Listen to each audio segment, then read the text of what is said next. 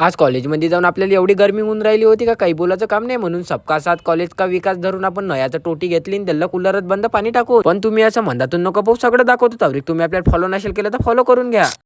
तर काय म्हणता पुट्टानो, सकाळीच कॉलेजची तयारी करून आलो आपण उडान पुलाखाली, आणि इथं आपण बसूनच होतो तेवढ्यात आपल्याला हा नन्ना मुन्ना फॉलोअर्स भेटायला आलता आणि यानं आपल्यासाठी एक चॉकलेट बी आणलं होतं. मग भाऊ सोबत आपण 2-4 गोष्टी केल्या आणि तिथून सरळ निघून आलो आपल्या कॉलेजमध्ये. पण इथून का पाहतो एवढ्या गर्मीमध्ये बंद्या कॉलेजचा माहोल थंडा पडून होता. म्हणलं थांबा, आता तुम्ही उन्हाची गरमी तर पाहिलीच असेल, आता तुम्हाला पैशाची गरमी दाखवतो. आणि पैशाची गरमी म्हणजे एकच, ते म्हणजे आपले 3-3 डोळ्याचे हत्यार.